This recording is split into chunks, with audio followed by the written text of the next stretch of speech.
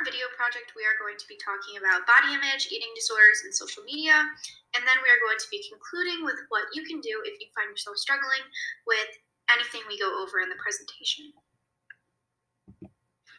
Okay, so the first thing I'm going to do is I'm going to be overviewing what body image actually is. So the definition of body image is the mental representation of how an individual thinks they look to other people. And it usually goes one of two ways. It can either be correct or a distorted version of themselves.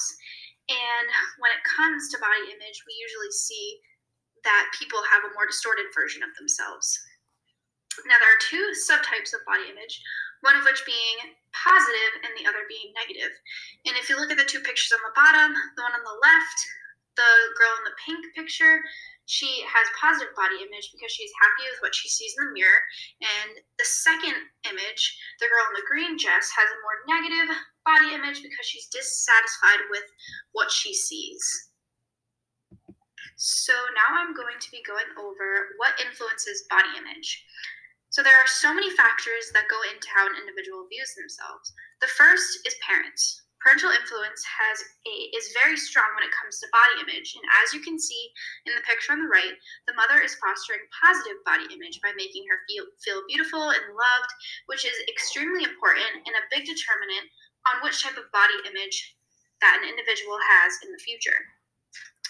And the second is peers. Peers also carry a large amount of influence. There are lots of comparisons done in peer groups between people and the desire to look a certain way to fit in. And third, past experiences. And for this, I wanted to talk about Mary Kane. And Mary Kane is an example for this because it was predicted in the future that she'd be one of the fastest females in the world at one point until she began training with Nike. Her coaches always told her that she was too big and that she needed to lose more and more weight to stay on the right track to becoming the fastest woman.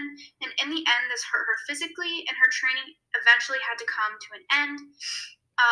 Her past experience caused her long-term body image problems, which was not an issue before she started training with Nike. And the last is one of the biggest influences nowadays, which is social media and culture. They're both filled with a bunch of unrealistic body standards for both men and women, which are very detrimental on both mental health and body image. Next, I'm going to be going over how body image affects men versus women. So studies overall have found that men are slightly less affected than women, but keep in mind that there have been more studies done on the female body image than male, and I will go over to why that is in a second. But in general, both men and women are equally as insecure about their bodies. The main differences between men and women in terms of body image are that men are much quieter about body negativity than women are, and this is due to that shameful feeling and it being less normalized for men to talk about their feelings. Also, women internalize and body shame more, and women are just more exposed to social situations that in the end make them more dissatisfied with their bodies. And as to why there's been more research done on female body image than males is because male body image is just very complex and it's hard for people to understand, and it's much more than just muscle. So that is basically why there's been a lot less research done on male body image.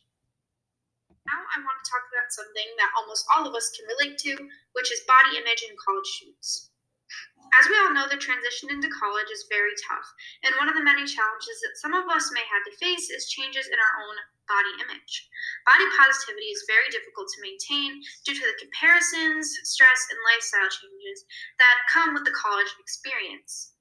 Sometimes with increased stress comes increased body image issues, and a chain of negative effects can occur. And as I indicated on the slide, sometimes body dissatisfaction can lead to depression, which eventually can lead to suicide, which is one of the leading causes of death in college-aged students. And as some of us may have experienced, is our roommates can cause changes in our body image because A constant body comparison, whether it's conscious or not, can lead to a deflation in body image. Also, as some of us may have realized, that our parents can no longer micromanage our eating habits.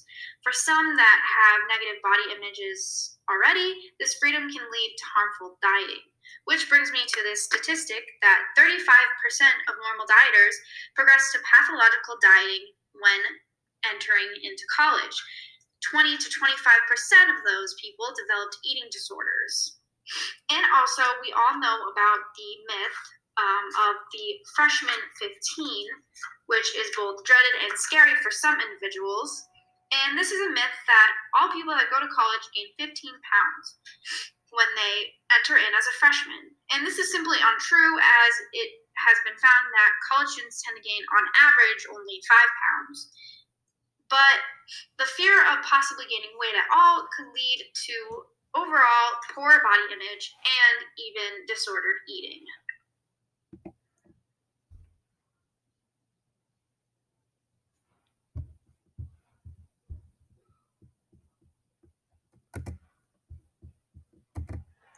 Okay, so if you find yourself, after listening to my overview of body image, asking any of the following questions: how do I know if I have negative body image? Is what I'm doing normal, or do I need help? I'm going to list off some signs and symptoms of negative body image.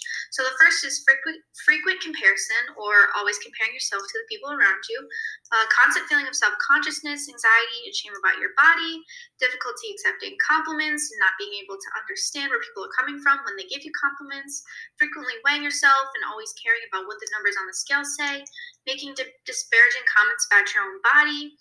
Avoiding certain articles of clothing because you think you will not look good enough in them. A preoccupation with body size, or always wanting to get skinnier or wanting to bulk up and have more muscle. And also disordered eating or exercise patterns. So if you think you are affected by body image, later in our presentation, we are going to talk about what you can do to try to make your body image more positive, to avoid any negative thoughts you have about yourself, and how to prevent any further issues on body image.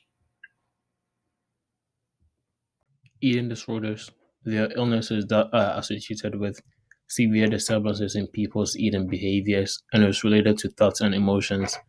It involves extreme eating habits such as refusing to eat enough food or eating too much food. And they are more prevalent in women than in men, especially between the ages of 15 through 19 and in the early 20s. There are three types of eating disorders: anorexia nervosa, which is characterized by an obsession about a person's weight and the amount of food they take in. And normally, people with this disorder limit the amount of food they take in because they feel fat or overweight, even when they're not. Bulimia nervosa, which is characterized by individuals that eat large amounts of food at one time and try to get rid of the food or weight gained either by throwing up or using laxatives or fasting. Binge eating, normally individuals with this disorder loses control over their eating habits and start to eat excessively, thus leading to like extreme weight gain. And um, they use this as a way to deal with anxiety, depression, and boredom. Symptoms: anorexia and bulimia and nervosa have the same symptoms, so we group them together. And their intense fear of gaining weight, distorted body images and low self-esteem, dry skin, dehydration, electrolyte imbalance, and over time, if they continue like that same eating disorder, they develop osteoporosis or osteopenia. Binge eating disorder is eating even when full, feeling depressed, ashamed, or guilty while eating, eating alone to avoid embarrassment or being judged by others, frequently dieting, normally without any weight loss.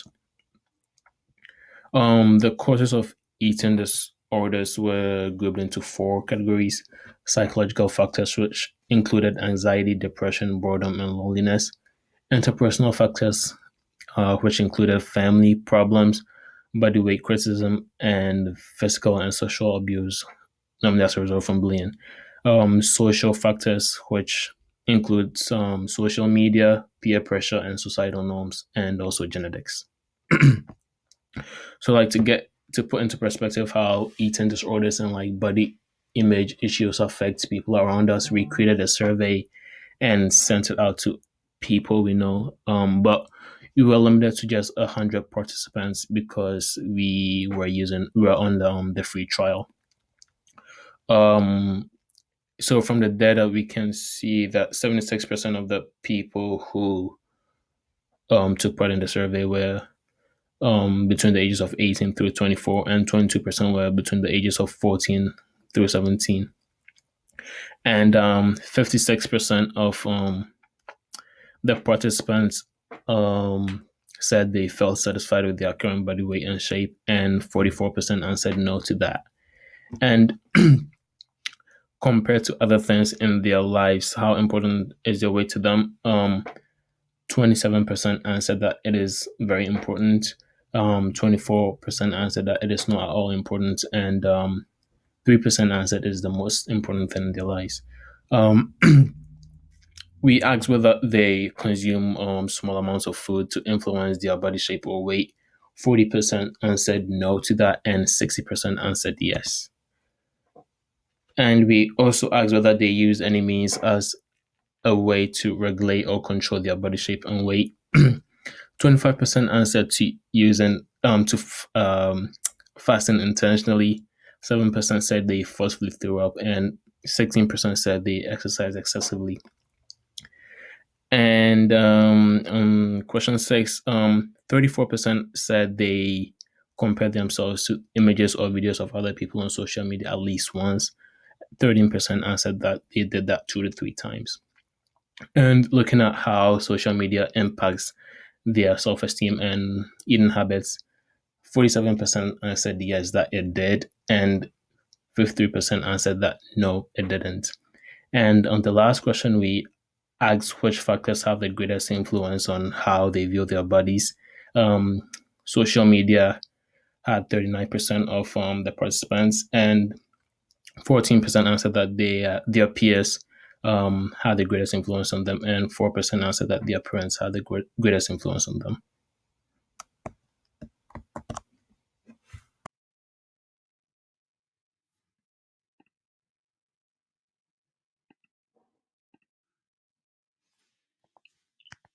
My slides are on counteracting negative influence on the body and how the outside world can really bring in a lot of negativity towards body image, but there are ways that you can kind of turn that negativity into something positive.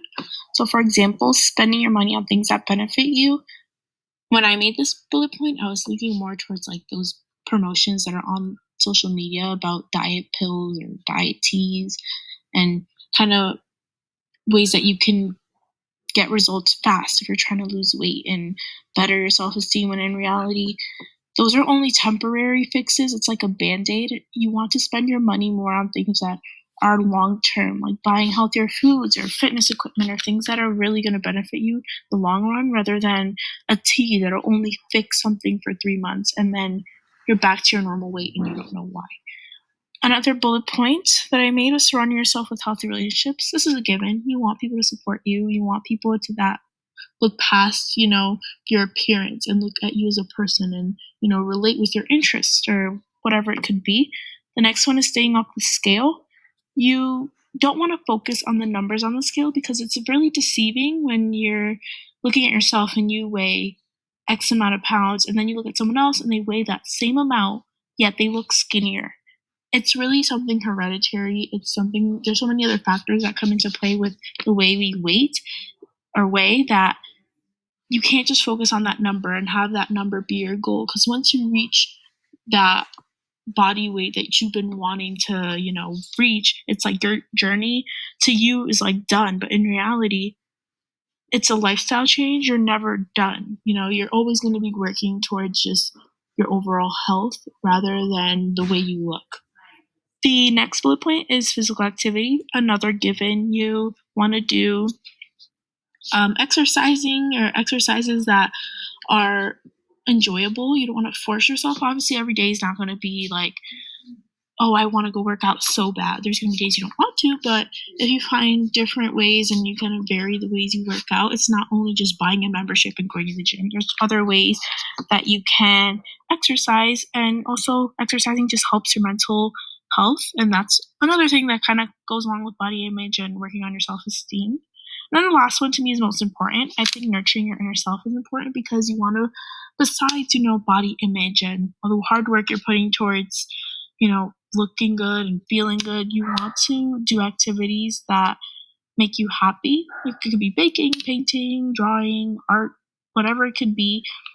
It's important to feel good from within as well, because sometimes we only focus on how we look, but if we don't feel good from within, how are we expecting our body and the energy that we put out into the world to be positive?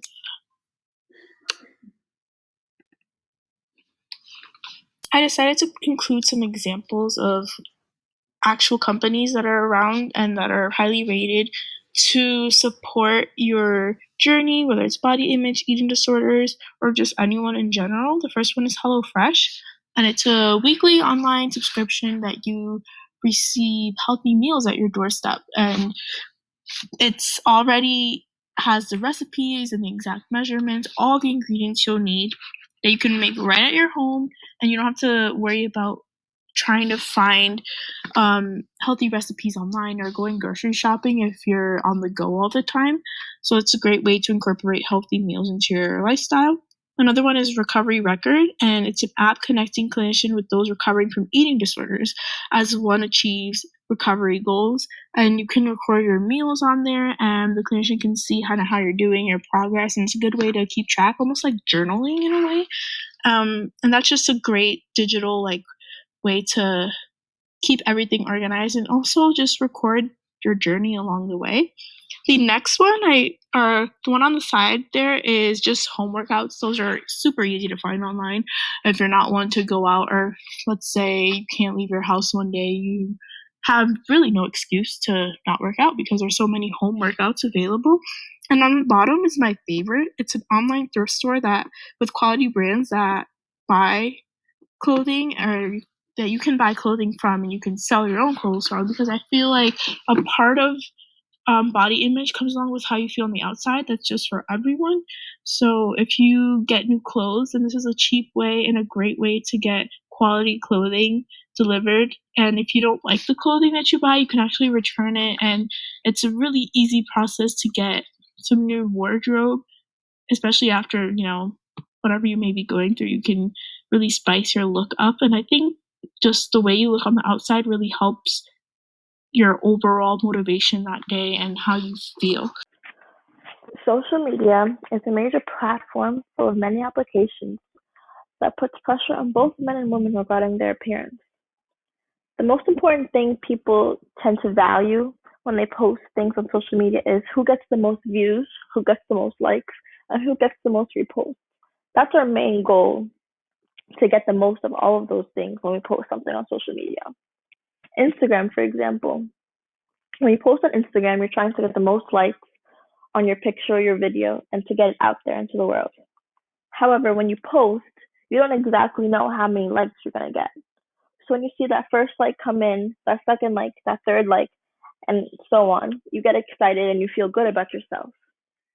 That's because when you receive an Instagram notification or a like, it's like a reward system in your brain. Our brain associates that with pleasure and releases dopamine, which makes us feel good about ourselves and to get that good feeling. However, social media has effects on body images. According to a bombshell study conducted by the Florida House Experience, which is a healthcare institution, 87% of women compare their bodies to what they see on social media, and 65% of men do the same. Through celebrities and media influencers on social media platforms, people tend to believe that what those people look like is the ideal body shape. But however, what people tend to forget is that their bodies aren't natural.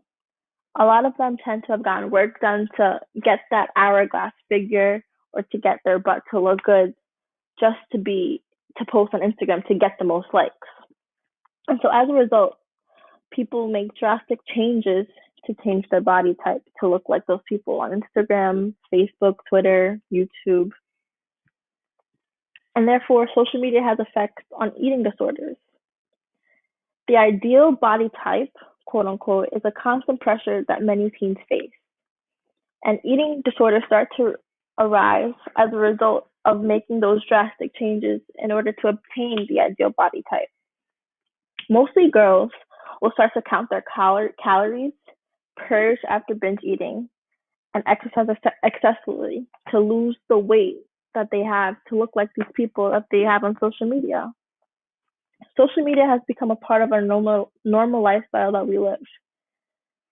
Constantly seeing pictures of girls with hourglass figures, a perfect butt, and more, people have in their heads goals and aspirations to look like these people.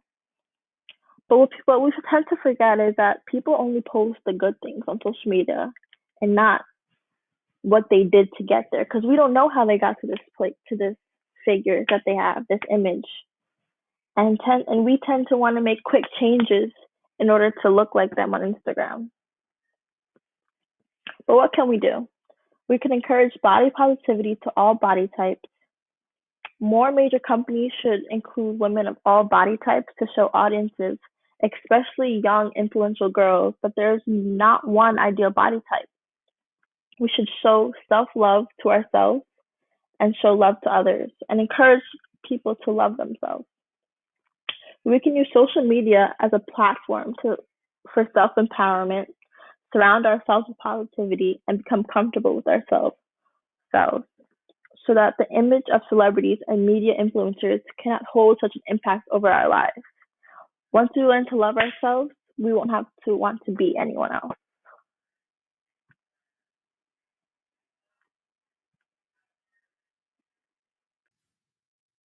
And finally, if you find that this presentation has really affected you and you have noticed that you need some help with body image, or you are having some really disparaging thoughts, then we have provided some resources for you. The first being the Student Health and Wellness Center at UConn. Also, there's this website called Here to Help, and reading through that website is a great resource if you find yourself struggling. And then also we have added the National Suicide Prevention Hotline, because there's always help for you if you need it.